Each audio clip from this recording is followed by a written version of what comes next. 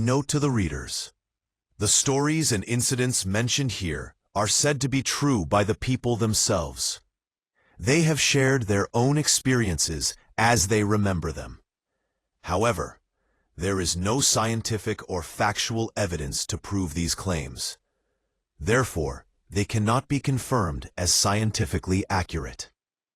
Some of the paranormal stories or incidents described here may cause discomfort or fear to certain readers. So, those who are sensitive or easily frightened are advised not to read these stories. Welcome to Ghost House, where every door creaks with secrets and every shadow hides a story. Dare to enter if you're not afraid of what's inside. Dreams and nightmares. It remains the most disturbing and creepy true ghost story I've ever come across. I can't remember all the details, but I will try to recount as much of the story as I'm able to recall. The book claimed that it was a true story, but try as I might, I've never been able to find out more information about it. Years ago, in a small town, somewhere in the United States, a married couple and their young daughter moved into an old house. One night, the daughter was awakened by a strange smell in her bedroom. At first, she wasn't sure if she was still dreaming. She could hardly breathe, and the air was thick with smoke. As she blinked her eyes and looked around, she found that her bedroom looked different. The wallpaper was old and peeling off the walls. The carpet was threadbare and worn away in places. The furniture in her room seemed to be old-fashioned, and there were cobwebs and mold all over everything. Frightened, she jumped out of bed and tried to make her way down the hall to her parents' room. Minutes later, the family who lived next door heard screams outside their house and a rapping on their front door.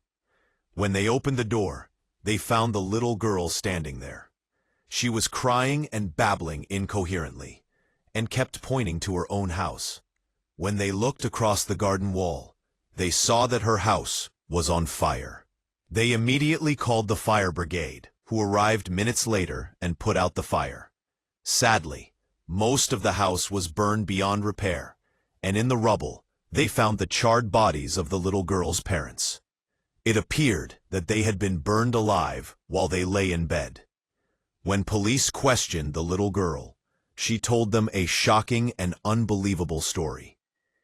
When she had woken up during the night, she went to her parents' room and opened the door. She had been confronted by a horrifying scene. Her parents lay dead in bed, and there were two young black boys standing over them. One of the boys was holding a bloody scissors. The girl said she began screaming and fled to the neighbor's house. The police didn't believe her story at first and assumed she must have been having nightmares. But when they researched the history of the house, they found that it had originally been a reform school for young black boys. The boys were treated horribly by the people who ran the reform school, and it had eventually been closed down and converted into a residential property. Nobody could ever convince the little girl that what she had seen was just a dream. This is the story I read in that book years ago, and of all the true ghost stories I've ever read, this one scared me the most. It freaked me out to the point that I had to throw away the book because I kept having nightmares. LOL. So, if anyone recognizes this story, please leave a comment and tell me where it happened, so I can research the story further and determine whether or not it is actually true. If you like this story, don't forget to like, share, and subscribe. More real ghost stories await in the shadows.